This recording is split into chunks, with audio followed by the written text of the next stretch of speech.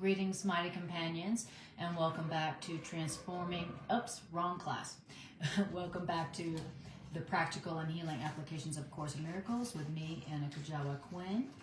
As you can see, I'm now doing my Monday classes from the warmth and safety of my home during the winter time, and I'll go back to the Miracle Center probably during the spring. So, what we're going to do, as we always do, is I went and did the random number generator prayer before class, asking Spirit to decide for all of us, anybody who will be impacted by this class in any way, shape, or form, to decide for us what and where in A Course in Miracles. So I put in the 3 books of the Course into the random number generator. It pulled up the text, and then I put in the number of chapters in the text, and then that's how I came up with chapter 31, section 1. So that's where we're going to be today, chapter 31, section 1. And the name of the chapter is The Final Vision. This is the last chapter in the text before it goes on to the workbook and the teacher's manual. The title of the section is The Simplicity of Salvation. And the Course in Miracles defines salvation as freedom, liberation, happiness, the release from all that seems to limit and frighten us. So I titled this class, The Simplicity of Being Happy. How easy, how simple it can be. It is to be happy. How simple it is to experience happiness right now. The simplicity of experiencing yourself as being saved from that which seems to limit and hurt you. So that's where we're at, and let's begin. Chapter 31, The Simplicity of Salvation. It says, how simple is salvation? Which means how simple it is to be free. How simple it is to be happy. Being happy is simple? Yes, being happy is simple. You could be happy right now if you wanted to. And we're about to hear how simple it is truly to be happy right now. It says, how simple is salvation? Exclamation point. All that happiness or all that salvation says is that what was never true is not true now. Thank you, Tony Lucky Winston. All that salvation, all that release, all that freedom says is what was never true is not true now, and what was never true will never be true. That's it. How simple is happiness, how simple is freedom right now. If I were to accept that what was never true is not true now, and what was never true will never be true, then I could experience complete release, complete freedom, complete happiness right here and right now. Very simply stated. And also, what salvation, what release, what freedom, what joy, what happiness is saying is that the impossible has not occurred, and the impossible can have no effects. That's all that freedom is saying. The plan for your freedom, the plan for you to experience your true freedom, your true joy, the plan of it says, hey, were you to accept that the impossible hasn't occurred and can have no effects, then you can experience happiness, freedom, joy right now. And that's all that salvation says. That's all that true freedom says. It says, what was never true is not true now and never will be. The impossible has not occurred, and the impossible can have no effects, and that is all. Now, can that be hard to learn by anyone who wants it to be true? If you want it to be true, can that be hard to learn? can your freedom and your release and your joy be hard to learn when all it's saying is what was never true is not true now, and the impossible cannot have any effects? Can that be hard to learn? Can your freedom and joy and happiness be hard to accept by anyone who wants that to be true? So it's just basically saying the truth is true, nothing else is true, nothing has ever been true, and nothing besides the truth will ever be true. And remember, what is the thing that is true, that was always true, will always be true, and nothing else will be true, is that you are the guiltless, sinless child of God, and you cannot be guilty. You've never been guilty. You weren't born in sin, like the religious rumor tells us, and you never can be and never will be guilty, no matter what mistakes that you make in your learning. So the truth is your eternal, everlasting guiltlessness and innocence. And everything else is what never was true, that never will be true. So only the truth is true, and the truth is you're innocent. You were created sinless by God. You cannot change from being sinless, no matter what mistakes you make, and you will always be exactly as you were created by God, a sinless child of God. And that's all that freedom says. It says what never was true, your guilt is not true now, and it never will be. The impossible, your guilt has not occurred, and your guilt can have no effects. And that's all. Now, can that be hard to learn by somebody who wants it to be true? Beautiful. Tony says, thank you, we are sinless. The God of sacrifice does not exist. Amen to that.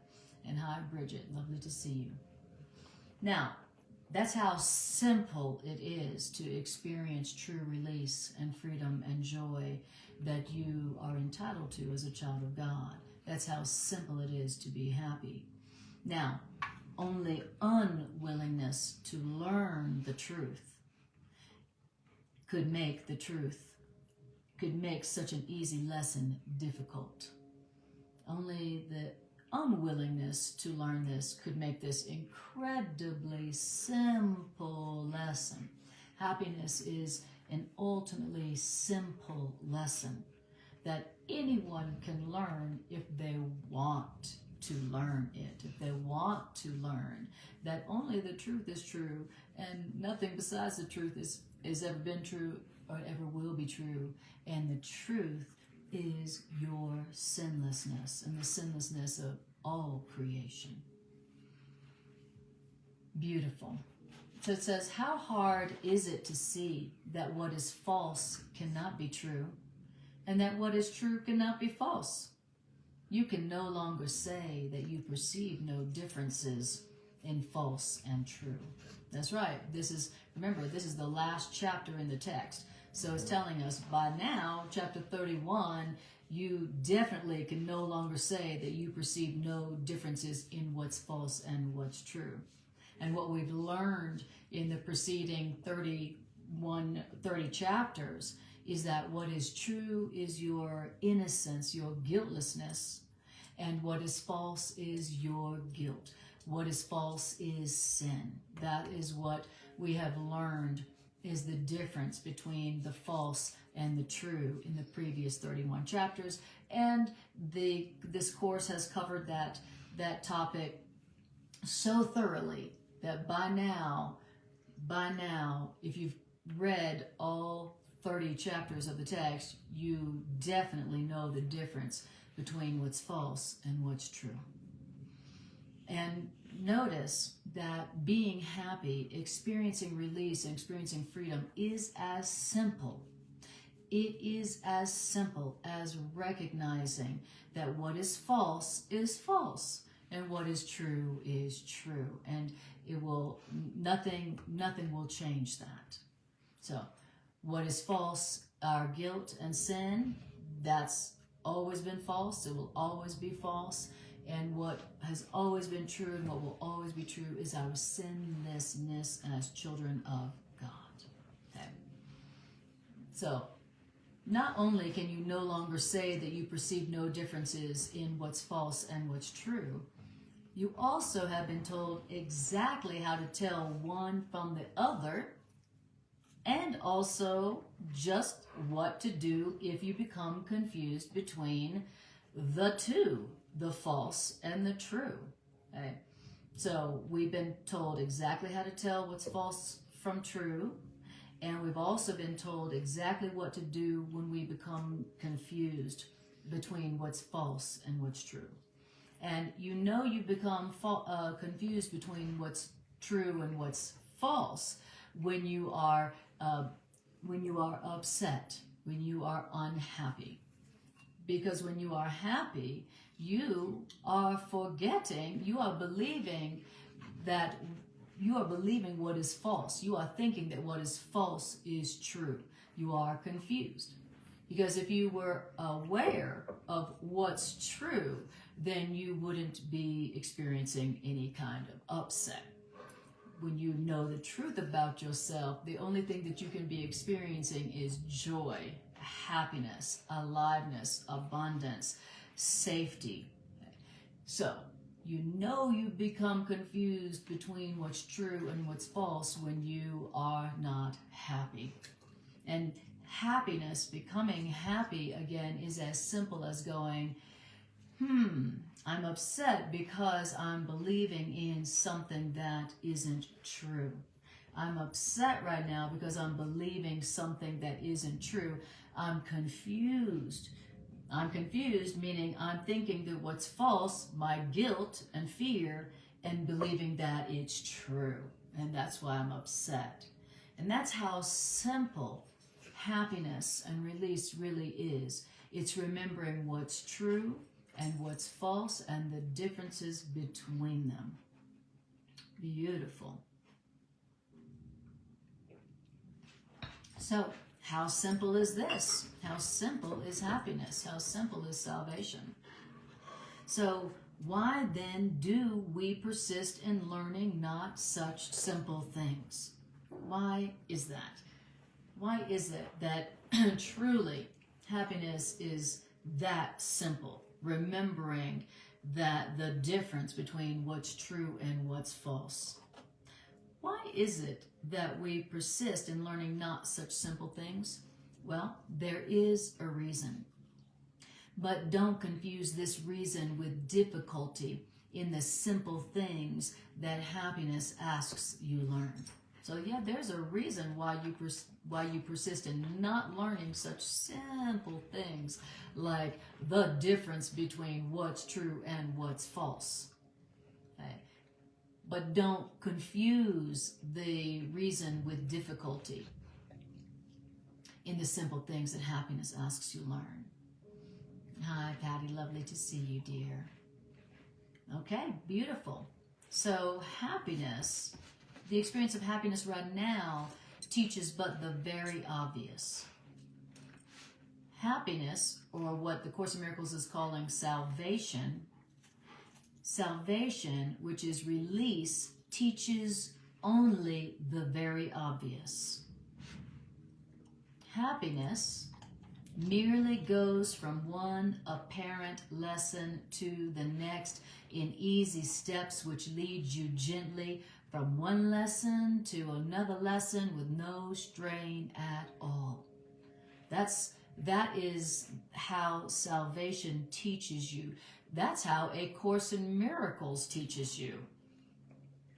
A Course in Miracles, which is a plan for your return to your right mind and the happiness therein, it merely goes from one apparent lesson to the next in easy steps which lead you gently from one lesson to another with no strain at all. And whatever is teaching you how to be happy, how to have lasting happiness, is something that is really just teaching you but the very obvious.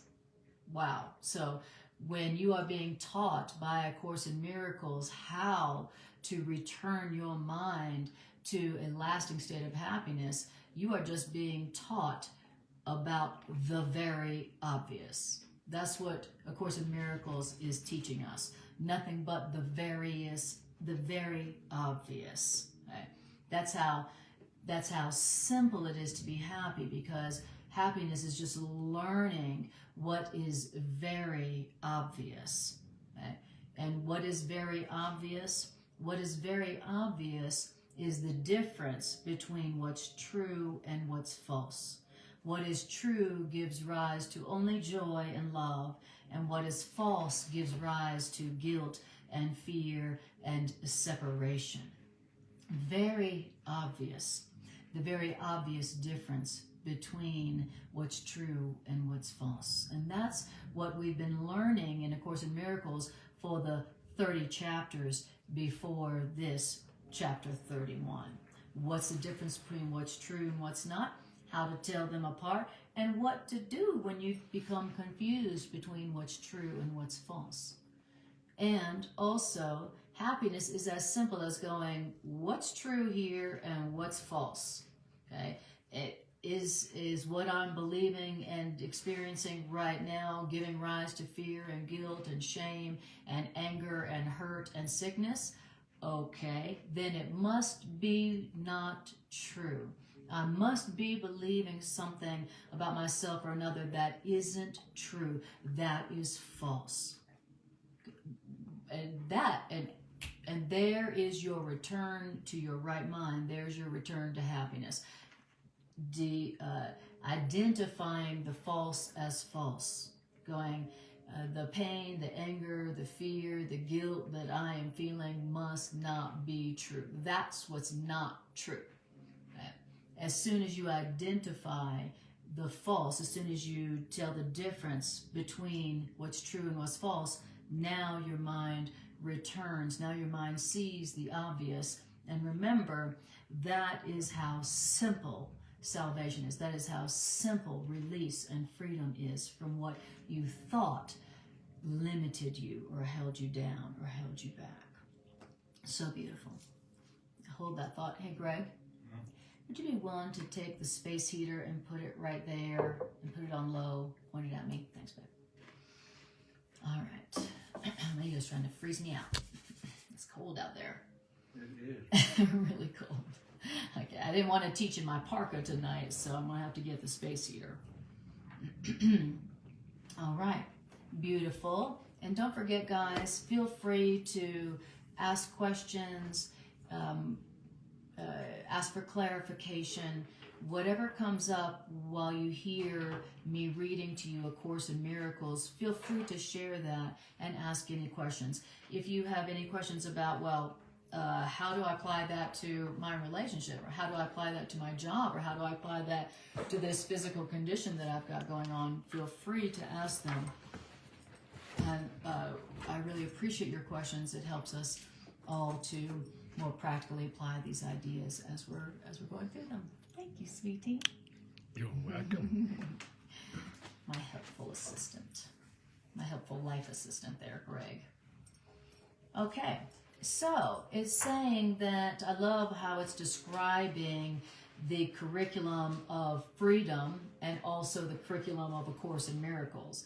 The Course in Miracles is merely going from one apparent lesson to the next lesson in easy steps, which lead you gently from one lesson to another with no strain at all. You know, nothing confusing about it. And that's what it's talking about A Course in Miracles. And then it had asked us a question earlier. Why is it that such simple lessons, such obvious lessons, such an obvious, easy, gentle curriculum, why is it that we persist in not learning a curriculum that is so simple, that is so just a lesson in the obvious? Why is it that we find A Course in Miracles so difficult? Why is that? And that's what it's asking. Why is that we find A Course in Miracles, which is just a lesson in the obvious, and just a curriculum that merely goes from one obvious lesson to the next lesson in easy steps which lead you gently from one lesson to another with no strain at all. Why does A Course in Miracles, why does happiness seem so difficult to learn? Why are we so confused about it still?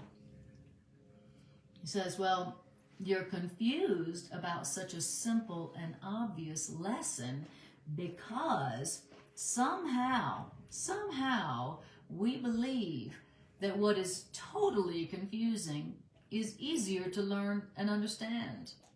That's why we find A Course in Miracles, a curriculum in the obvious,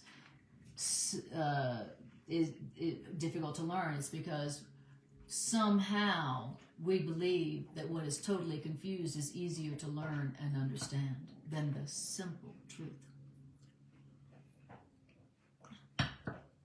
And why is that?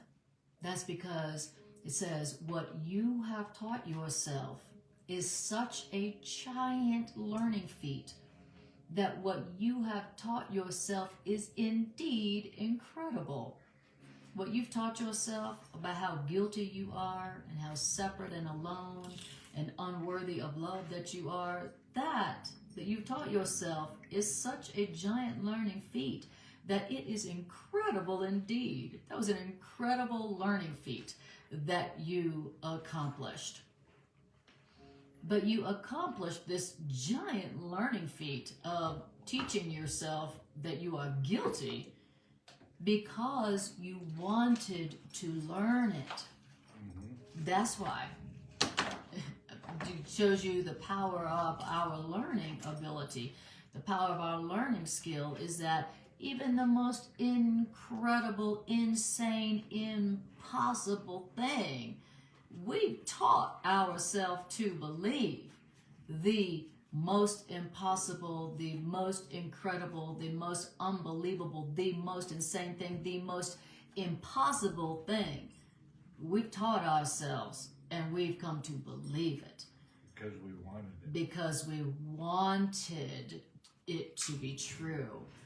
Which shows you, which demonstrates the power of your learning ability.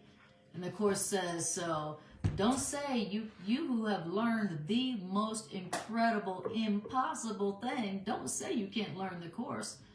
And that's what it's saying. You have learned the most impossible thing that is absolutely untrue, and you've learned it.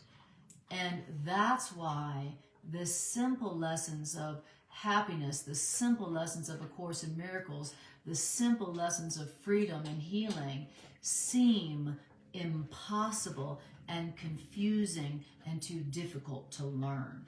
It's what we've learned that's false, and how deeply and profoundly we've learned it that now tells us and makes us believe that we can't learn the simple and obvious things that truth is teaching us, that the Course in Miracles is teaching us. That's why A Course in Miracles seems so difficult and confusing. You know, you ever wondered why A Course in Miracles seems so difficult and confusing? What's the thing that you most hear from Course in Miracles students? It's so confusing, it's so difficult to read. I hear all the time people say, yeah, well, I picked up that book and I tried to read it, but oh God, I could not understand it at all, and so I just put it down, right? We've all heard that, and we've all been there. I know absolutely for me, if I had not had a translator, a teacher who was teaching it to me, there's no way that I would have opened up that book and went, oh, this is wonderful. This is so obvious and clear and easy to understand. There's no way I would have, right? And this tells us why. Is because what we have learned and overlearned of the false, how deeply and profoundly we have learned the false, makes it such that when we see the obvious lessons, the easy, simple lessons that truth is teaching us, we say, I don't understand. That's very confusing. That's too difficult to learn. That's too complex to grasp. Thank you, Diane. I appreciate that. Diana says hello. Hello to everybody. Hey. I love it. Thank you. Thank you, Diana. Takes one to know one, Diana. All right. So, I love it. Says, what you have taught yourself is such a giant learning feat that what you taught yourself is indeed incredible.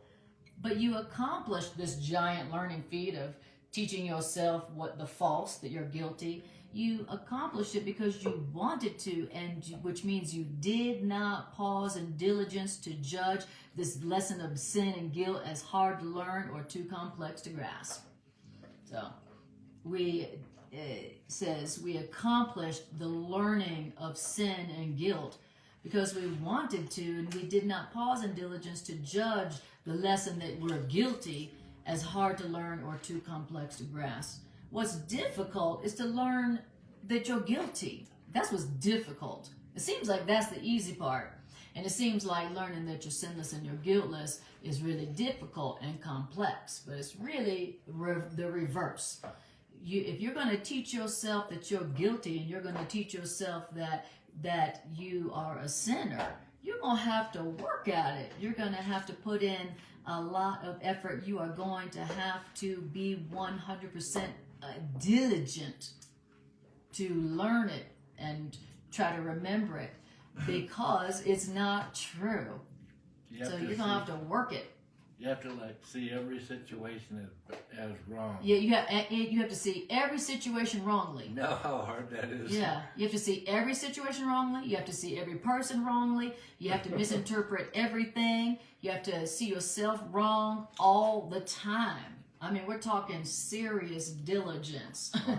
You know, A lot of energy. that's a lot of energy to learn what's not true, to learn that sin is real and that you're guilty. That is going to take years of learning.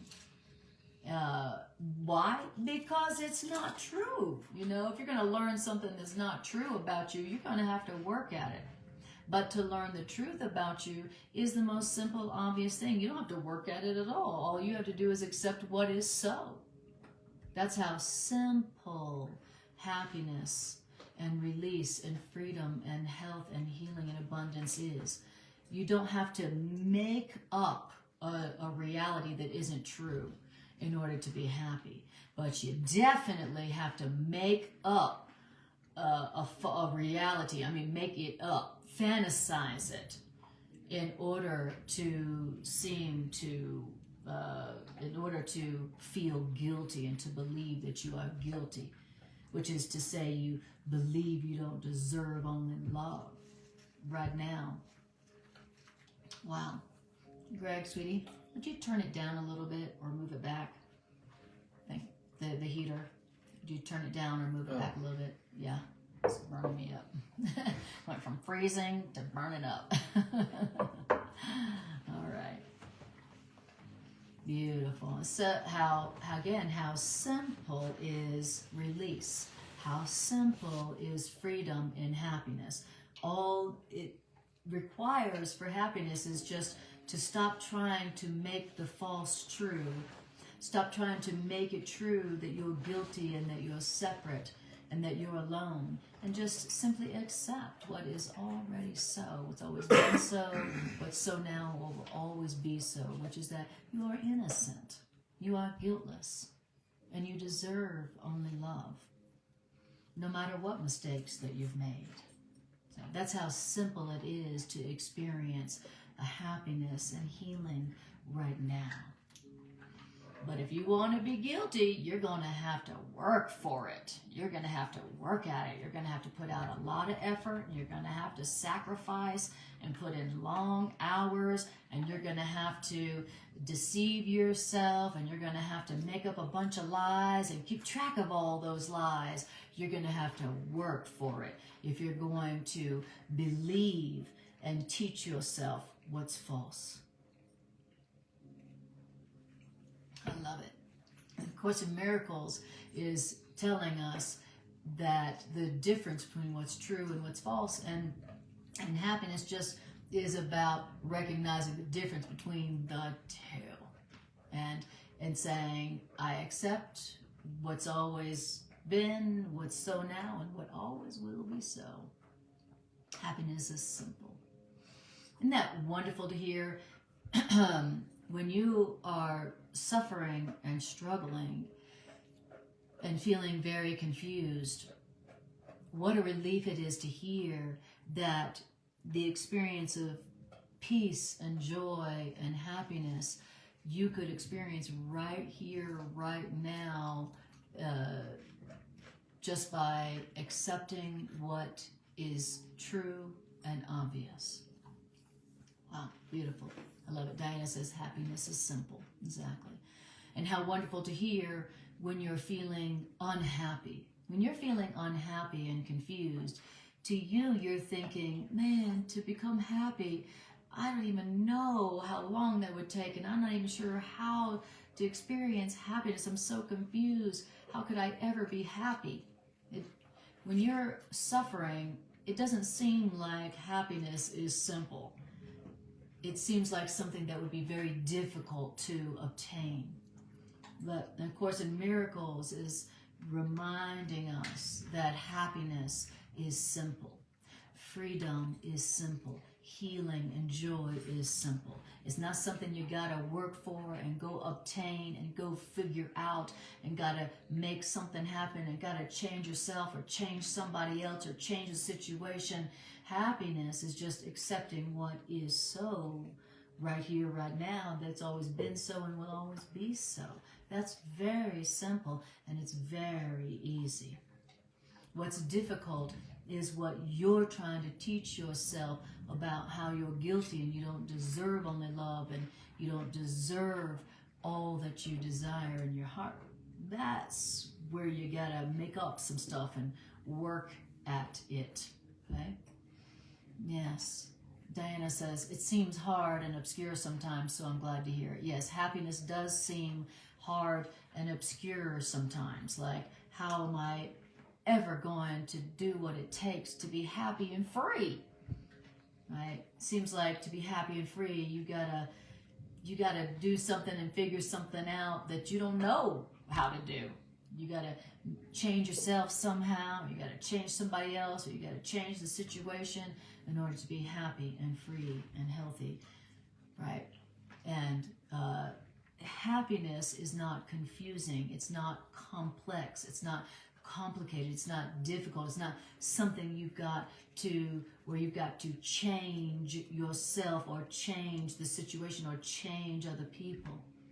Happiness is not complicated and complex and difficult like that. Now, being afraid and guilty and angry definitely is complicated, difficult, and complex like that, because you definitely got to make up a reality that isn't true. You got to create a fantasy. You got to deceive yourself in order to be unhappy. Boy, did we have it all backwards. What we learned from our past was the false. Everything that we learned in the past is upside down and backwards. In the past, we learned that what's true is what's complex and difficult and somewhere in the future, somewhere where I'm not. And we learned that what's obvious and true and simple and available for everybody is what's false. So we got it all backwards and upside down. And of course, Miracles is taking everything and setting it right side up. That's what A Course in Miracles is doing. Okay. So the Course in Miracles is a curriculum teaching us the exact opposite of everything that we've learned. And that's why A Course in Miracles, as a curriculum, as a teaching, produces lasting happiness, whereas what we learned from the past doesn't, obviously. All right. So then in paragraph 3 it says, no one who understands what you have learned, no one who understands how carefully you've learned it, and the pains to which you went to practice and repeat the lessons endlessly in every form you could conceive of those lessons, could ever doubt the power of your learning skill. That's what you were saying earlier. So anyone who understands what you've learned and what it took for you to learn it, could ever doubt the power of your learning skill.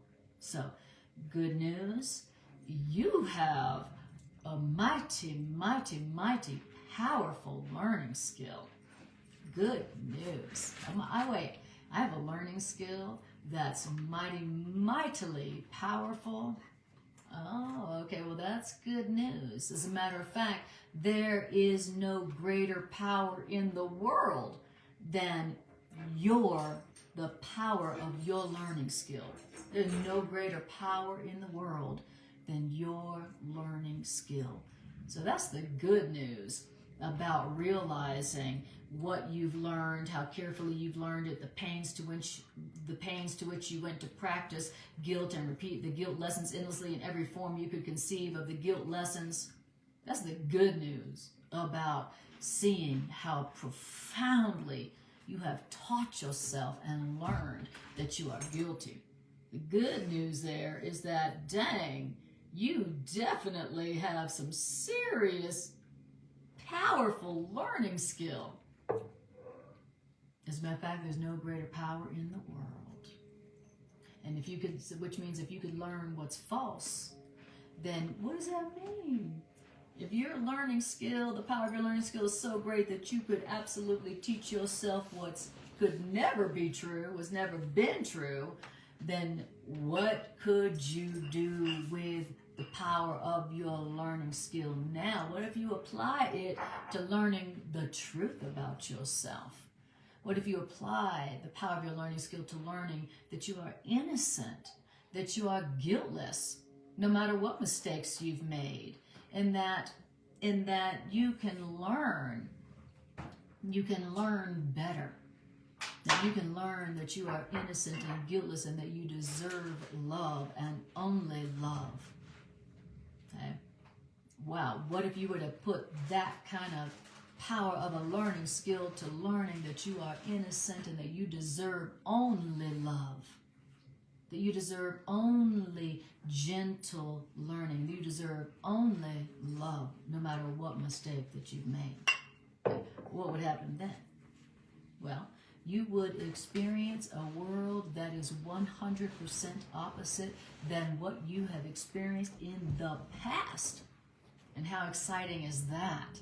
How would you like to experience a world that is the complete joyous opposite of the world that you learned, the world that you experienced in your past? How would you like to experience a world different than your past? Isn't that exciting? Isn't that motivating? Wow, beautiful. It says, the world was made by your learning skill. The world you've experienced was made by your learning skill, and so if you apply your learning skill to learning that you deserve only love and that you are only love and that you deserve only love, then what kind of world could you experience? How exciting. That's motivating. That's really motivating. I love it. Doug says, changing my story that I'm a slow learner. Very good. I love that. Exactly. We're going to use the power of our learning skill, which there is no greater power in the world, by the way, to learning that we are guiltless now and forever and that we deserve only love now and forever. All right. Okay, get ready for a new world, because what is it that made the world that you've experienced in the past? The power of your learning skill. That's what made the world that you've experienced in the past. And so if you're going to use that power, which is no greater power in the world, to learn the truth about yourself, then you will be experiencing a new world. Okay? What we may have called heaven on earth, oh, heaven on earth. I mean, that definitely would be a different and a new world. I'm here on earth, but I'm experiencing heaven. That definitely would be experiencing a different world and a big improvement for sure. And Tricia says, I have powerful learning skills. Oh well, LOL. Beautiful. Mm-hmm. And Doug, I love you said, changing my story that I'm a slow learner. You're not a slow learner. You learned like us, like me, you learned exactly what you wanted to learn. And so you're not a slow learner, you're a fast learner. You're a very diligent learner. So how about that? I love that. I'm a diligent learner, and now I would like to diligently learn something opposite to what I learned in the past. I'm a good learner. I learn well, okay? And now it's just a matter of what do I want to learn? Do I want to continue to learn that I'm guilty and that I don't deserve love and that I don't deserve miracles?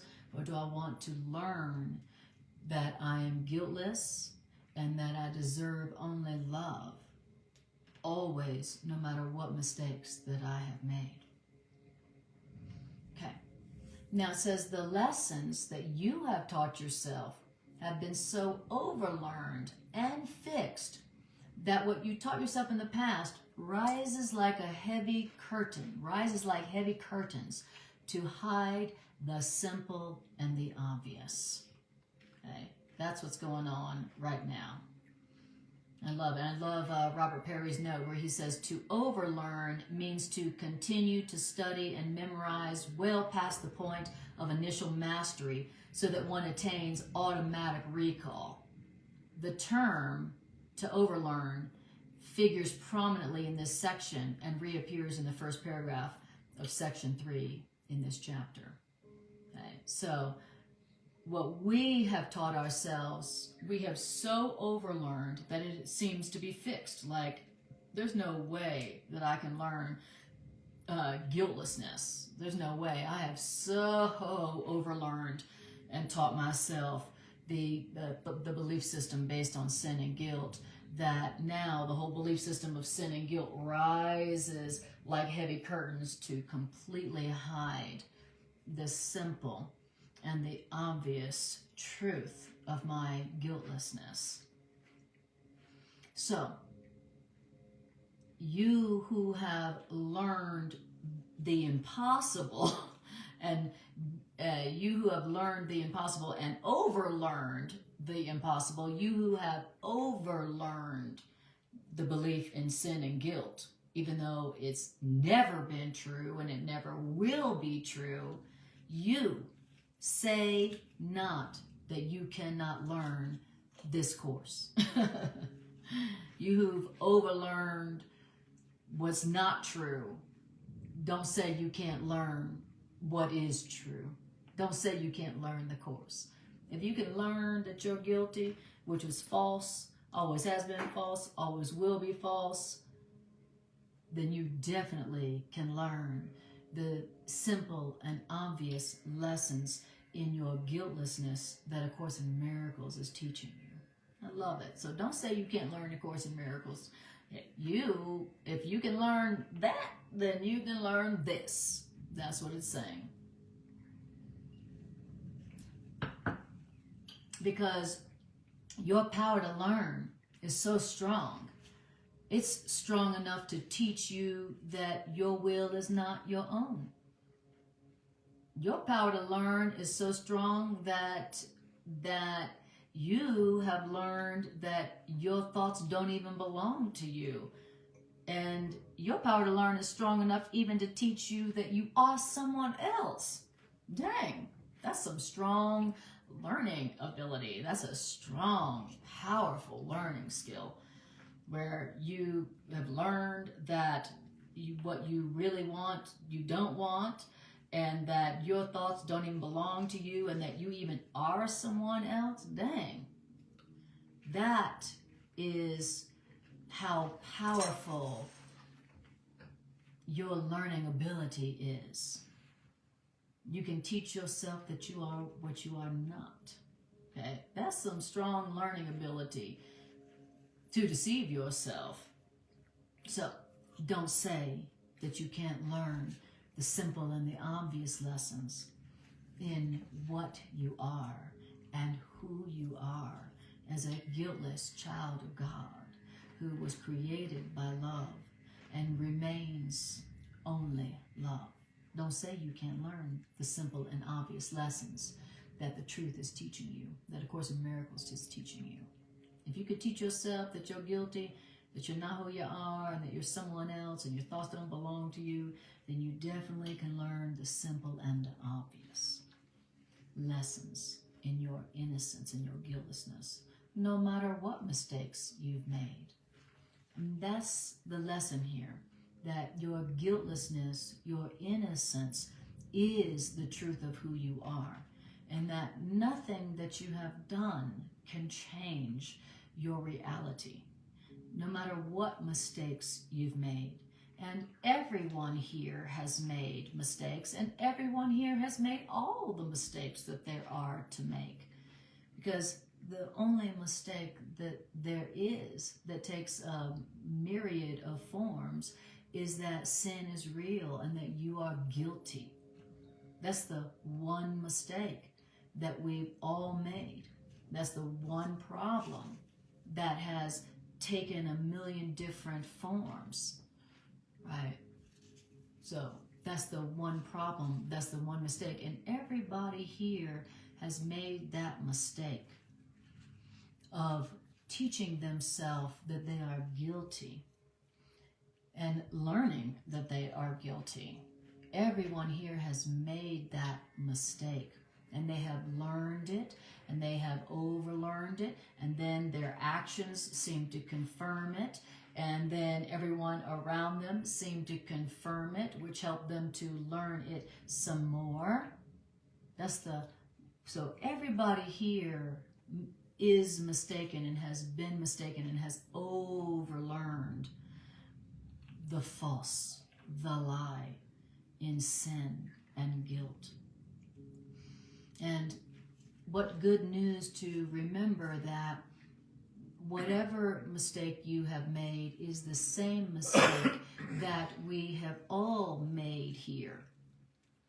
And that no matter what mistake it is that you've made in terms of believing and learning and overlearning guilt and sin, that it can be absolutely undone, unlearned very simply and very easily, no matter how much you have overlearned the mistake that you are guilty, no matter how much you have learned and overlearned the lie that you are guilty and that you deserve punishment for your guilt.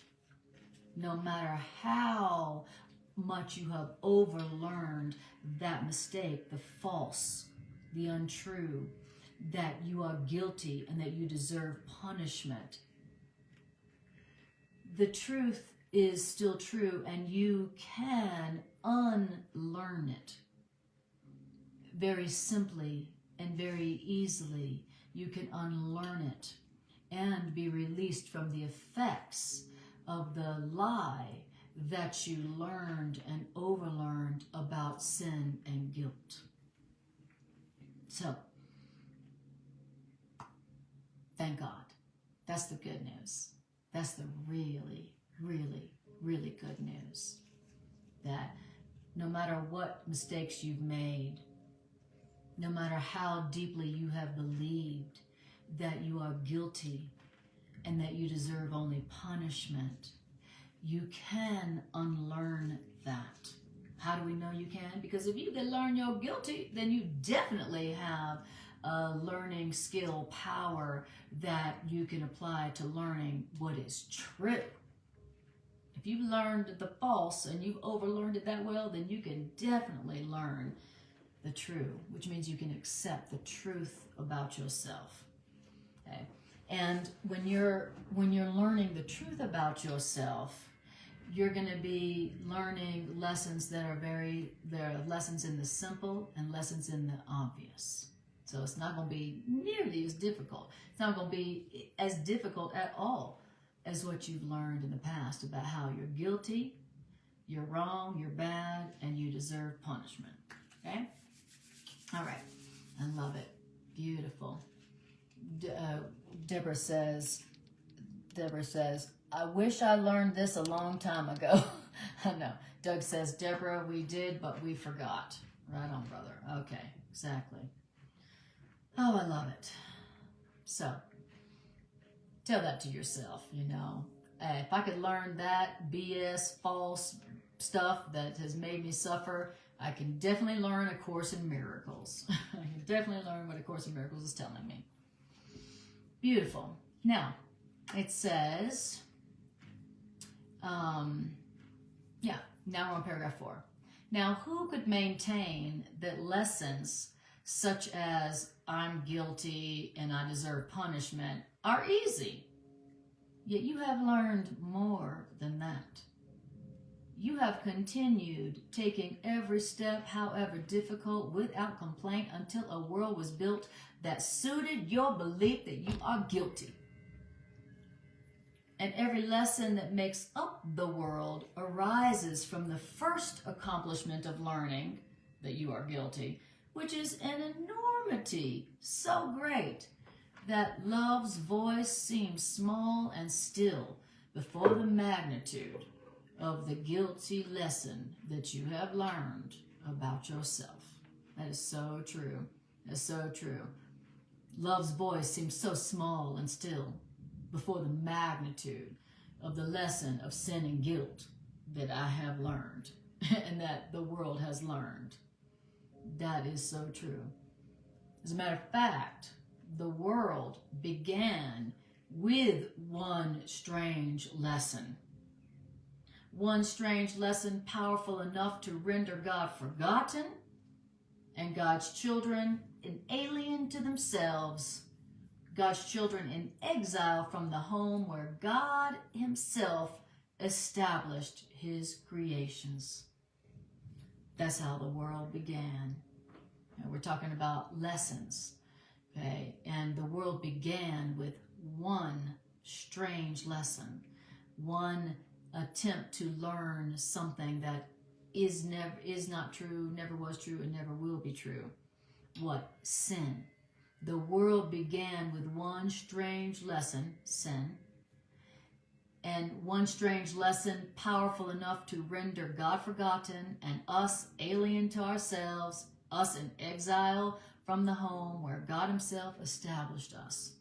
That's how the world began. One crazy, weird, strange lesson that we were like, we're going to learn this lesson, even though it's never been true, it's not true now, and it never will be true. We're going to learn this lesson, and we're going to dedicate an entire world to learning this one strange lesson. That's what the world began with, one strange lesson called the belief in sin, the belief in guilt. Wow. But this strange lesson, we believed it powerfully enough to render God, truth, completely forgotten, and a lesson that we learned powerfully enough to render us homeless, in exile from our home. Wow. That's how the world began, with one strange lesson that we learned and overlearned, which resulted in us completely forgetting our source and us feeling homeless. Us feeling homeless. Where do I belong? Where is my home? I feel like I'm in exile. I don't feel at home. That's how the world began. And that's what the world became. And it says, so you who have taught yourself that the children of God, the creations of God, are guilty, don't say that you cannot learn the simple things that love and that, of course, in Miracles is teaching you. If your learning skill is powerful enough to learn that you are guilty and then learn it, so overlearn it that you experience an entire world that seems to support that you are guilty, don't say you can't learn the simple and obvious things that your innocence is teaching you. Wow. All right. Now in paragraph 5. Paragraph 5 says, Learning is an ability you made and gave yourself. Learning was not made to do the will of love, the will of God. Learning was made to uphold a wish that the will of God could be opposed. I'll say that again. Learning was not made to do the will of God. Learning was made only to uphold a wish that love could be opposed by guilt, and that a will apart from love, guilt, was yet more real than God's will. That's what we made learning for. Learning is an ability and a skill we made up. You don't need to learn what's already true. You don't need to learn what God has already created and God has already established, which is sinlessness and guiltlessness. You don't need to learn what's already so. We made learning to make up something that was opposite to what was already created as reality. That's what we made learning to do. We made learning to oppose what has already been established eternally by love. That's what we made learning for, to oppose what God created as reality, which is love, which is sinlessness and guiltlessness. So you don't need to learn what's already so. You don't need to learn what's already been established as a reality. You only need to learn something that's not already true, not already established as reality. So that's what we made learning for. All right.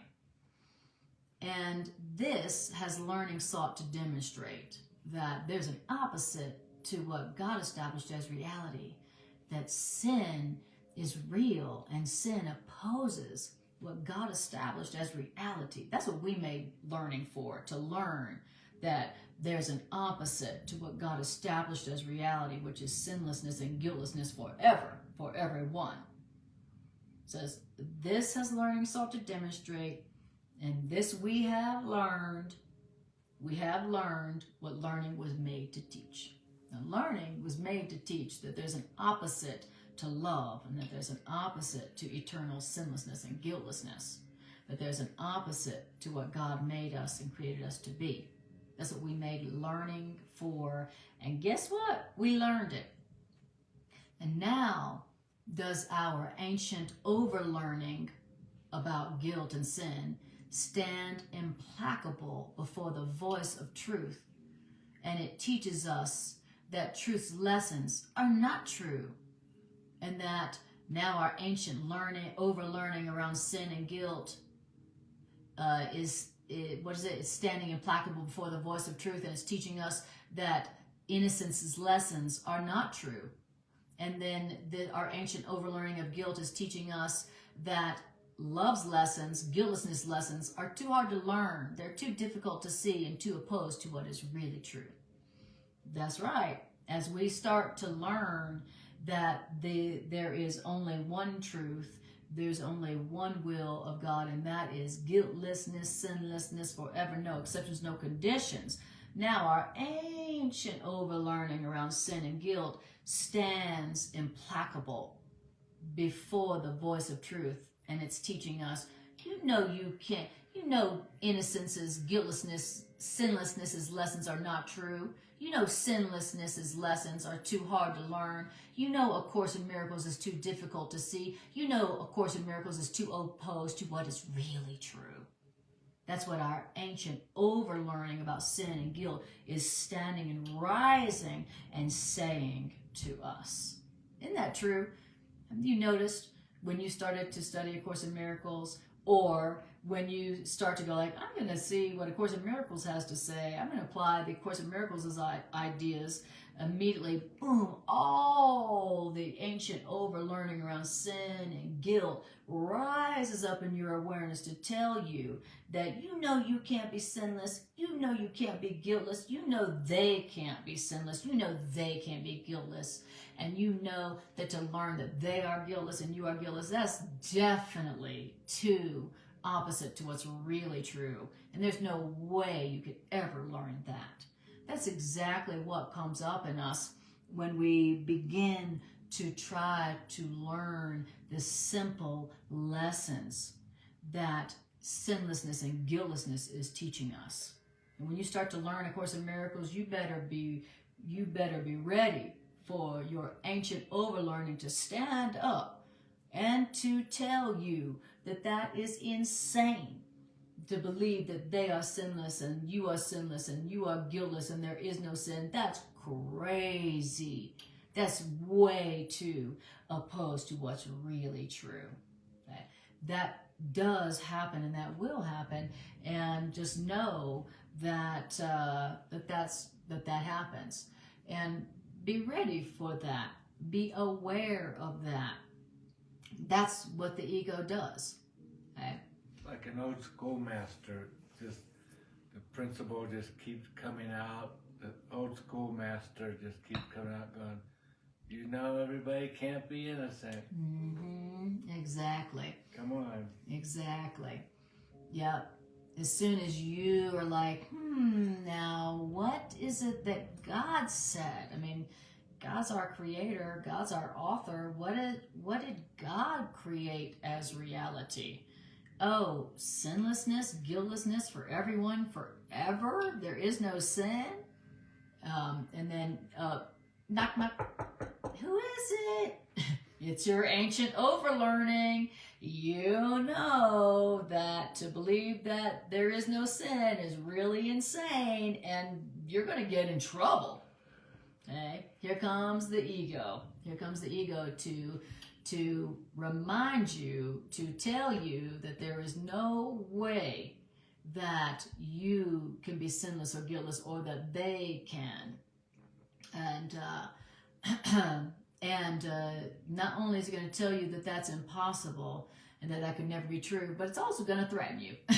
And if you continue to try to learn the simple and obvious lessons of sinlessness and guiltlessness, then we're going to have a problem. The ego is always threatening. It's always threatening. The ego is the biggest bully in town. All right. It says, so as you are trying to learn the simple and easy lessons that guiltlessness, that God's truth is teaching, yes, your ego is going to come and tell you that the lessons of sinlessness and guiltlessness are not true. They're too hard to learn, too difficult to see, and too opposed to what's really true. Yet, you will learn the simple and obvious lessons in innocence, in guiltlessness. You will learn them, even though your ego is going to have a fit, and your ego is going to throw a tantrum, just like a bully does when you say, I think I'm going to stop listening to you anymore. The ego is going to throw a tantrum, and it's going to threaten you, and it's going to tell you you're an idiot, and it's going to tell you you're stupid, and it's going to tell you there's no way you could learn this Course in Miracles. Not you. That's what it is going to tell you. But the truth is that you will learn the truth of guiltlessness and sinlessness. You will learn the truth, because the learning of the lessons of guiltlessness and innocence is the only purpose for your learning skill that Spirit sees in all the world. Wow. So, beautiful. When your ego tells you that there is no way that you're ever going to learn the lessons of sinlessness and guiltlessness, and there's no way you're ever going to accept and believe sinlessness and guiltlessness for yourself or somebody else, and then the ego threatens you, just remember, your learning of the lessons of truth, of sinlessness and guiltlessness, that is the only purpose for your learning skill that Spirit sees in the whole world. So you will learn it. You can learn the truth. You can learn the lessons of sinlessness and guiltlessness. And whatever you're going through right now that is painful and fearful and confusing, this is the form of your learning the lessons of the truth of sinlessness and guiltlessness. That is what this situation is for. The only purpose of your learning skill is to learn that you are sinless and guiltless, even now. Even now. That is what the power of your learning skill is for. Okay? You know, it used to be that your learning skill was made to learn how guilty you are and how much you deserve punishment all the time, everywhere. And now, the only purpose in the whole world for your learning skill is to learn that even now, even through this, you are innocent and you deserve only love and you deserve only love and correction, and so does everybody else. Love's simple lessons in forgiveness have a power mightier than your power, because love's simple lessons in forgiveness, they call from God and from your true self to you. I love that. So think about this. Love's simple lessons in forgiveness have a power mightier than your power. So the love can teach you how to forgive even in this situation. Love's simple lessons in forgiveness have a power mightier than your power. So we say, love, I ask for your simple lessons in forgiveness.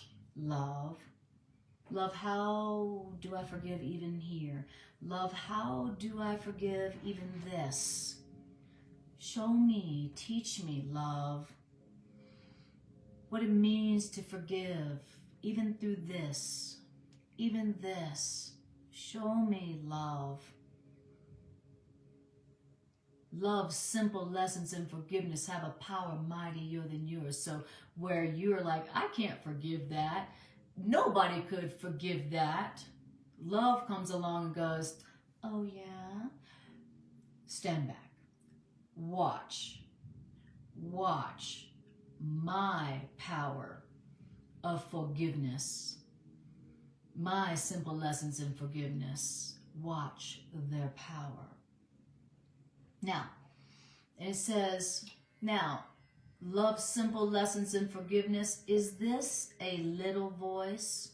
Is love's powerful voice so small and so still that love's voice cannot rise above the senseless noise of sounds which have no meaning? Is love's voice such a little voice that it cannot rise above the senseless noise of sounds which have no meaning? God willed not that you forget God. And so the power of God's will is in the voice that speaks for God. So if God did not will that you forget God, then guess what? Then you can't forget God. Okay? And that's why the power of God's will is in the voice that speaks for God. Because God did not will to be forgotten by you. And so that's why God's voice in you has all the power in the world. So God placed God's voice within you. And so that's why you can't forget about God forever. God didn't will to be forgotten by you, and so you're not going to forget God forever. God didn't want to be forgotten by you, so God placed God's voice within you. And God's voice is a power that is so powerful that you will not be able to forget God forever. So, given that God doesn't will to be forgotten by you, so the voice for God in you won't let you forget God, given that, what lessons do you want to learn? We already heard what's so, what will be, what's true. And so now, what lessons do you want to learn? Do you want to learn that the truth is true and accept the simple and obvious lessons that can't help but make you completely fulfilled and happy? Or do you want to continue to try to learn what was never true and what will never be true? What do you want to learn? What lessons will you learn? Which outcome is inevitable and sure as God? Which outcome is as far beyond all doubt? Which outcome is inevitable, sure as God, and far beyond all doubt and question? Can it be your little learning and guilt and sin, strange in outcome and incredible in difficulty, will withstand the simple lessons being taught to you in every moment of each day since time began and learning having made?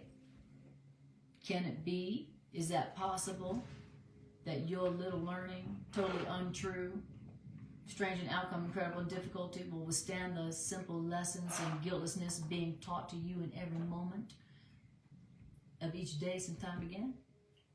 Just a question. Just a little question. All right. Beautiful.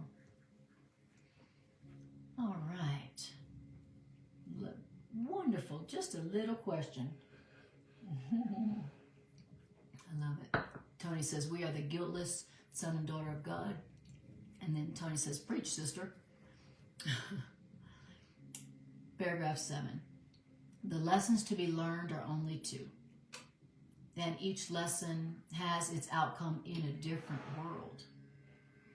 And each world follows surely from each lesson's source.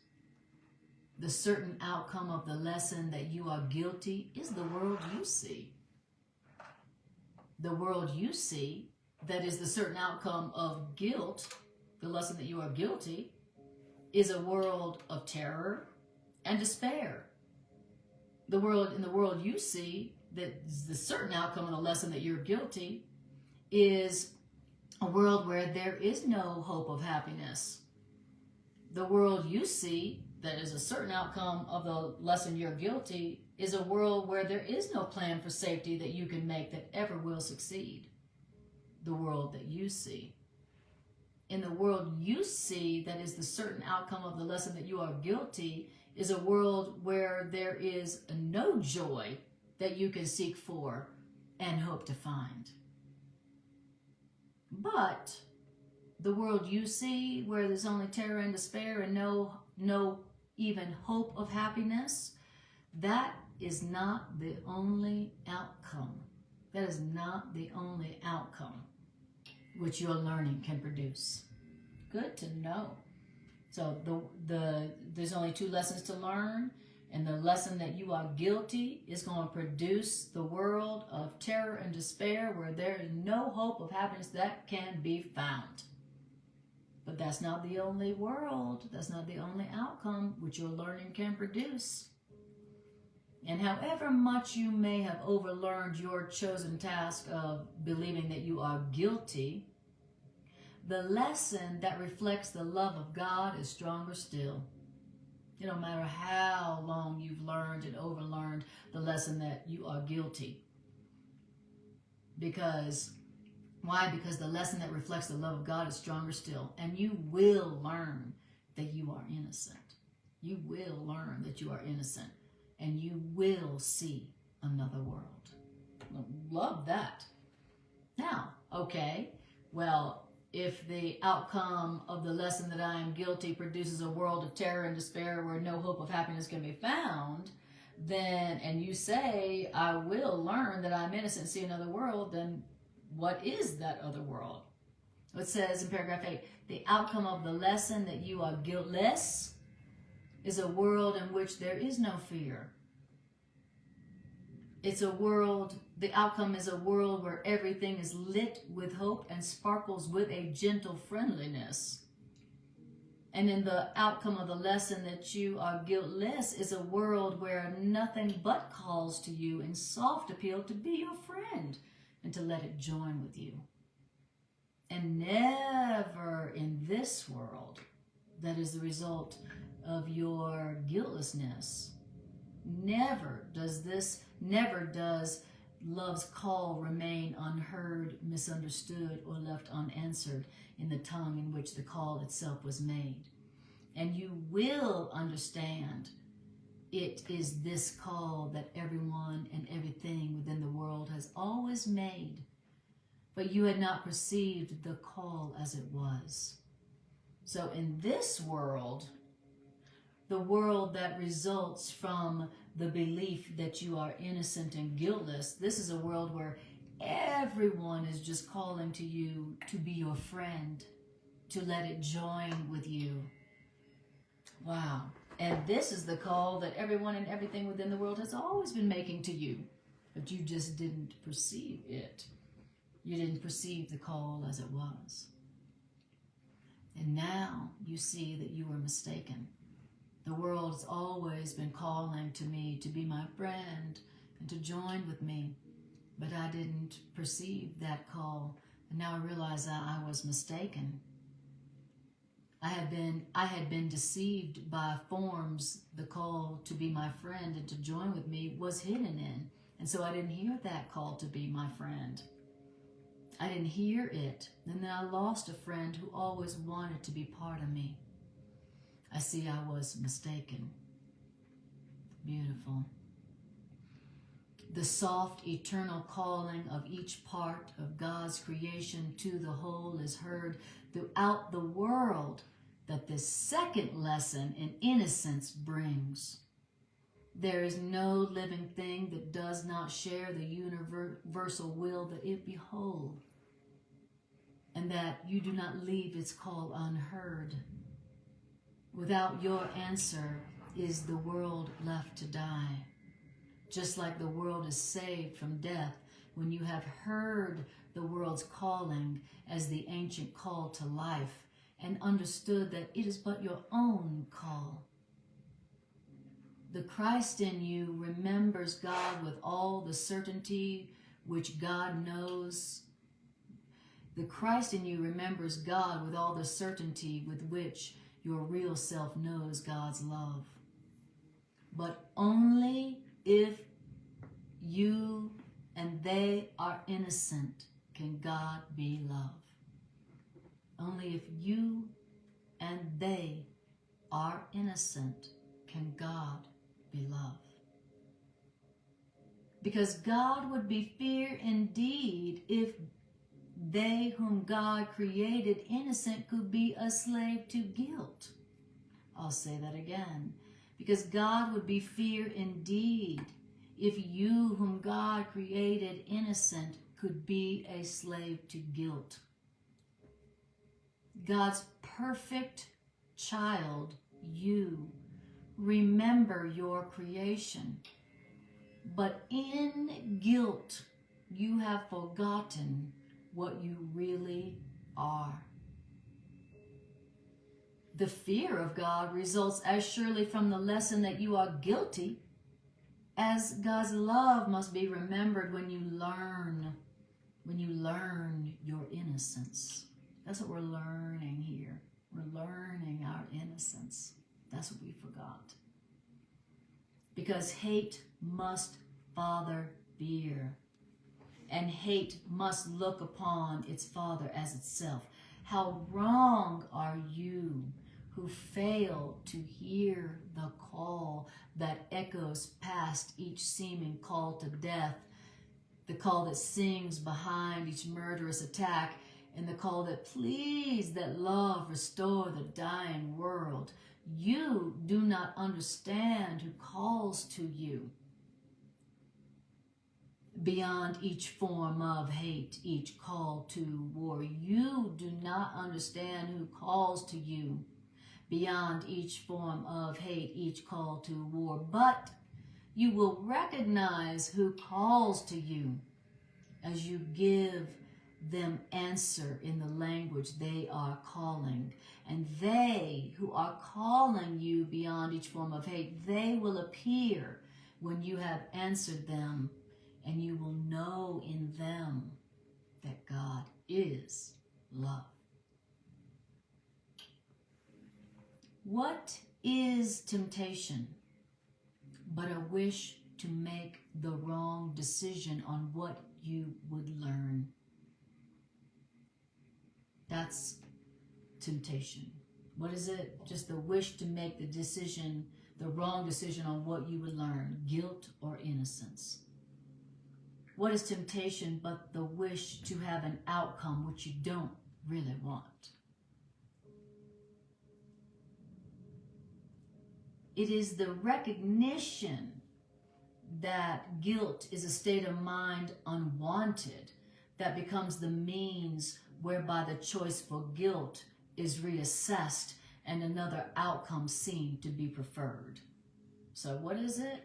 It is the recognition that guilt is a state of mind you don't want that becomes the means whereby your choice for guilt is reassessed and another outcome seen to be preferred. I don't want the state of mind of guilt and what comes with it. I don't want to feel guilty and experience a world where guilt is justified, where guilt is punished. I don't want guilt state of mind. I don't want a guilty state of mind which produces a world where punishment seems to be justified at every turn. I don't want that. And then when I recognize I don't want guilt in my mind, then it's when what? Then it's when another outcome, another world is seen to be preferred. You are deceived if you believe you want disaster, disunity, and pain. So don't hear the call for disaster, disunity, and pain. Don't hear that call, guilt. Don't hear guilt, which is the call for disaster, disunity, and pain. Don't hear that call for guilt and disaster, disunity, and pain within yourself. Don't hear that call of guilt. Don't hear that call for disaster, disunity, and pain within yourself. Don't listen to that. But instead of listening to the call of disaster, disunity, and pain within yourself called guilt, instead listen to the deeper call beyond the guilt that appeals for joy and peace. So remember, 2 calls are made, 2 choices, and 2 worlds result. Don't listen to the call of guilt, which is the call of disaster, disunity, and pain, but instead hear the deeper call that appeals to joy, that appeals to innocence for all. And if you will listen instead to the call of innocence for all, then all the world will give you joy and peace. If you hear only the call for innocence, then all the world will give you joy and peace. For as you hear, you answer. And behold, your answer is the proof of what you learned. And its outcome is the world you now look upon, the world of peace and joy. All right. Well, there you go. We read the entire section. And what's the title of the section again? It's a miracle that we finished an entire section. The simplicity of happiness. The simplicity of salvation. How simple it is to make another choice, to answer a different call, and to see a totally different world. How simple it is to experience a completely different world than the world that you have experienced in the past. Would you like to experience a future different than your past? Would you like to experience a world different from the world you have experienced in the past?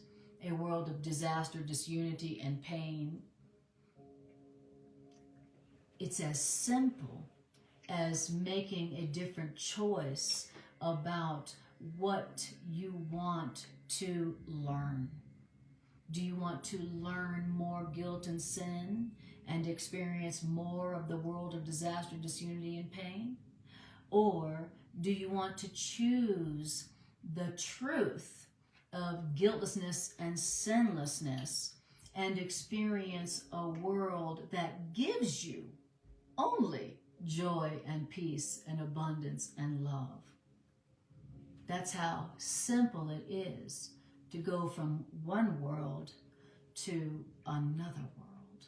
That's how simple it is to go from a world of disaster, disunity, and pain, where you believe that sin and guilt is real and you experience a world that's always punishing, or a world where you believe and you choose the truth of sinlessness and guiltlessness and experience a world where the entire world gives you only joy and peace.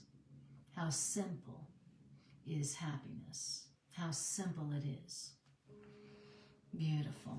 Tricia says, this is a lesson I'm applying to even you know who.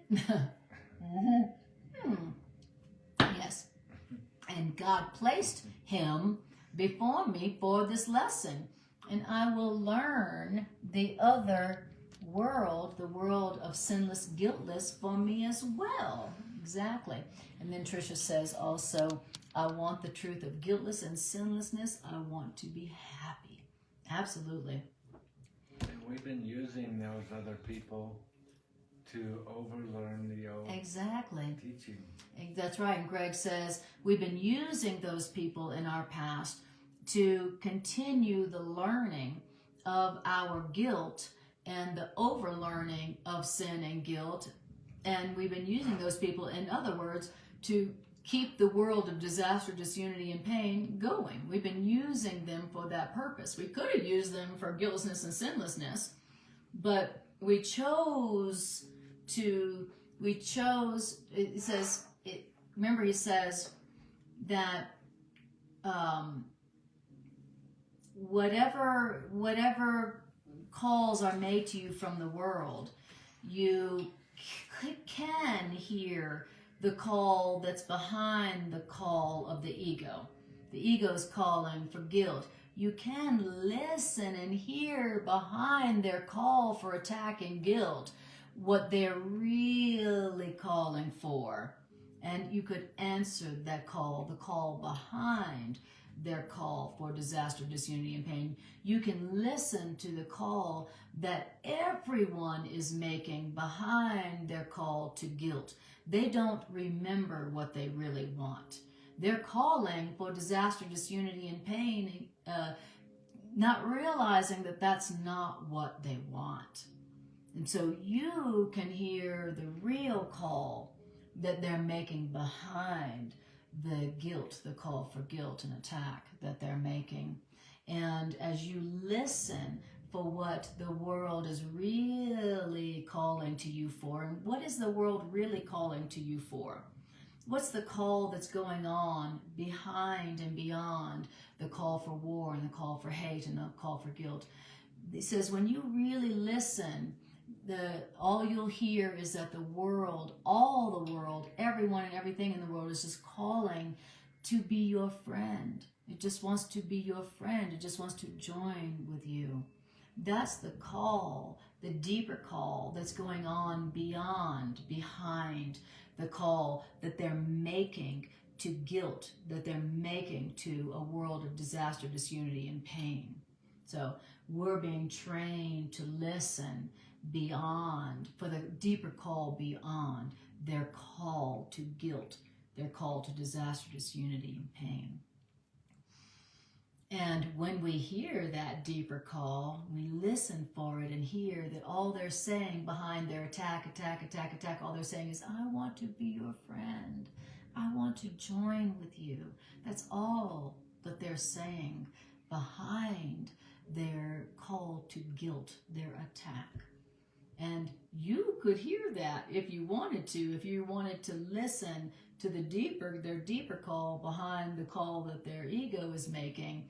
You can hear it, and then all the world will answer you and give you a world of joy and peace. Doesn't that sound great? Wouldn't that be different? Let's do something different and experience a new world and a different world. A world that comes from the choice to learn your innocence instead of the choice to learn or keep learning your guilt. Everything here is to learn. Everything here is to use your learning ability to learn innocence, to learn your innocence, to learn their innocence, to learn the sinlessness and the innocence that is the will of God for everyone and for everything forever. That's what it's all about. All right. So, guys, just do quickly announcements, and then I'll just do a 5-minute integration meditation where we'll take the ideas and use them. So, announcements are, Greg and I do a Transforming Relationships Through a Course in Miracles Facebook live stream twice a week, Sundays and Tuesdays, 7 p.m. Mountain Time on my Facebook channel. And then all those classes are now being transferred to my YouTube channel. And my Monday class, which is what you're watching right now, the practical and healing applications of A Course in Miracles, every Monday, 7 p.m. Mountain Time, is now only online for the winter. So, and you can also watch if you want to see years of classes of my classes and my classes with Greg in a very easy format to watch. You can find all that and watch all that on my YouTube channel. So if you are watching this on my YouTube channel and you would like to support this message and these ideas going out into the world that so desperately needs them, then like, share, and subscribe if you would like more people to hear this message. And if you're watching on Facebook and you want to support these ideas going out into the world, then share it on your Facebook page or whatever your social media is. And I so appreciate your time and precious energy that you are using to join this healing circle that enables us to accept our own healing and to share it with the world that needs it. So thank you for that. All right. So I want you to close your eyes and take a breath. We're going to do an integration meditation. We're going to use the ideas. All right. So take a moment and breathe and just notice how you feel right now, having heard these ideas. Just breathe and feel. How does it feel to hear these ideas?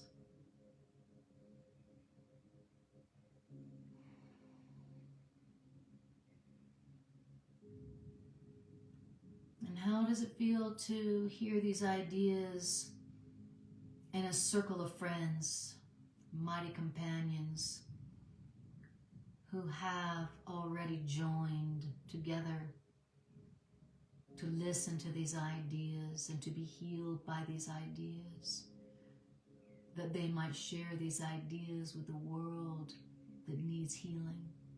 How does that feel?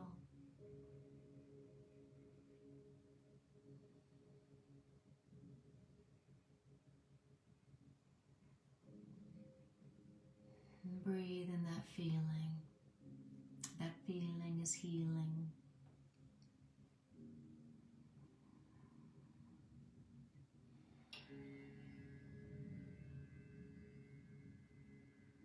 Beautiful. Now I want you to bring to your awareness a situation or a relationship where there is conflict, where there is an experience of disaster, disunity, and pain. Where there's fear, where there's guilt. Where is it in your experience right now where you're experiencing suffering? Where are you suffering? Would you bring that to your awareness?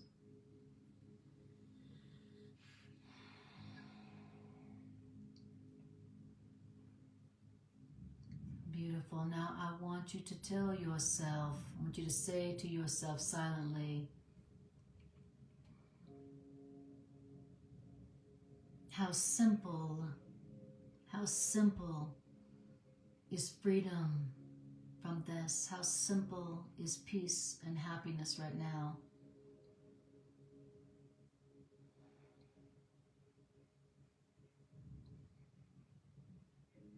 And I want you to look into this situation, and I want you now to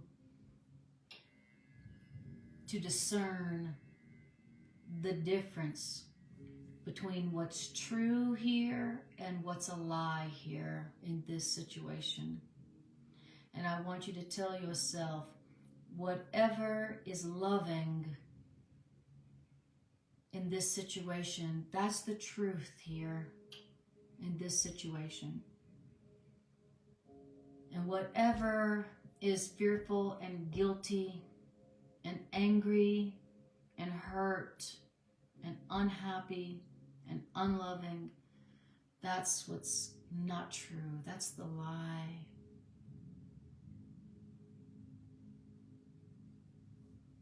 The Course in Miracles teaches us that the practice of forgiveness is just remembering only the loving ideas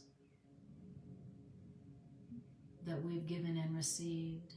Only the love that you've given and received in this situation with this person. Only that is the truth about this situation. Everything else was the lie that we believed about ourselves and the lie they believed about themselves, and what was never true about them was never true about us, that we hurt ourselves with, that was never true. Only the love, only the loving thoughts that we've given and received in this situation or relationship, only that is the truth here. And everything else is the false that we learned in the past. It wasn't true then and it's not true now. Let it go.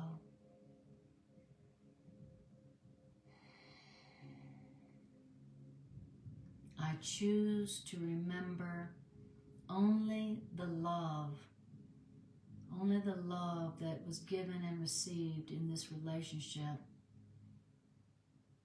For only that is the truth. Only that is the truth in the situation, and only that is the truth about them and me. And breathe.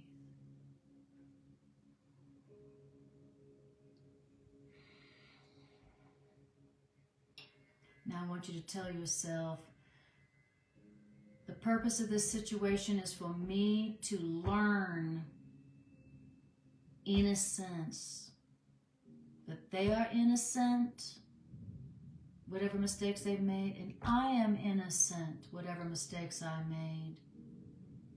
And that's the only real purpose and meaning of this situation. Is that we both learn that we are innocent no matter what mistakes we've made.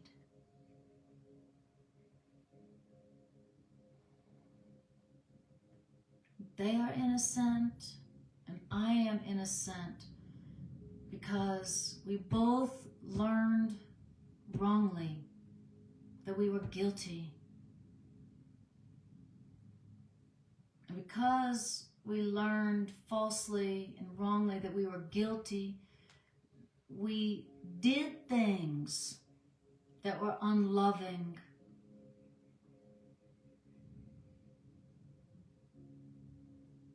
That's why we're both innocent. If we had learned better, if we had learned that we were innocent, we would have given only love.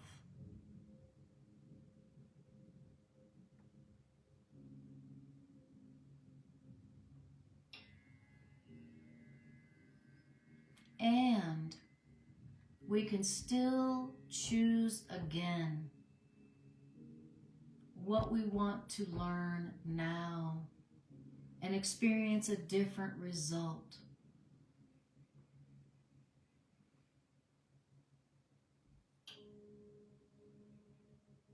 So in this this situation or in this relationship, I want you to say to yourself, I now choose to learn innocence in this situation, in this relationship. That's all I want to learn. Love, I ask for your simple lessons in innocence. Show me how I am innocent and they are innocent. Show me, teach me.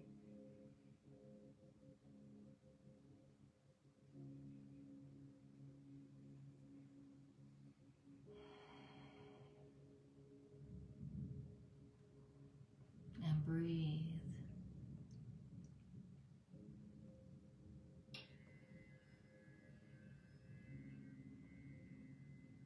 I want you to hear that love's simple lessons in forgiveness have a power mightier than yours.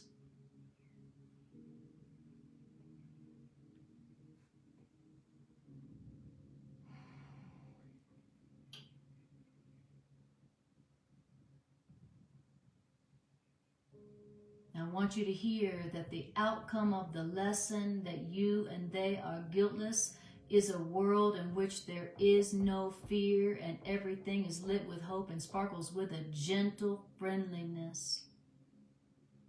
That's the outcome of the lesson that you and they are guiltless. If they had received only guiltlessness and innocence, they would have given only love, and you too.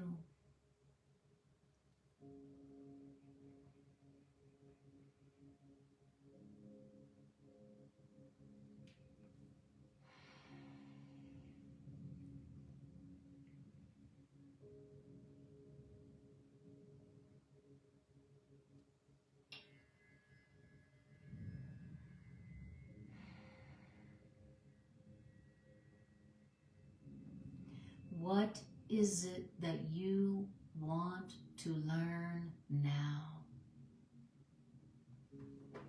No matter what you learned in the past about guilt and sin and shame that produced an unloving world of punishment and fear, you can choose again and experience a different world. What do you want to learn?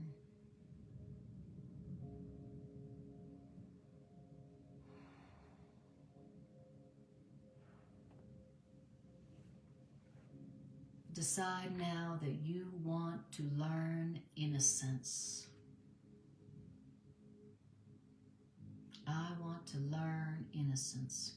Love, teach me that only guiltlessness and innocence is true in them and in me and in everyone. That's what I want to learn so that I can experience a world of safety and peace and joy and abundance. Where I experience only a world that just wants to be my friend and join with me.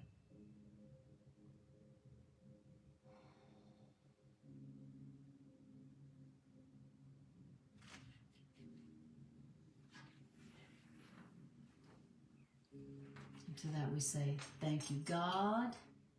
Thank you, God. And yes, so be it. Appreciate you all so much. Thank you for joining, and I'll see you next time I see you.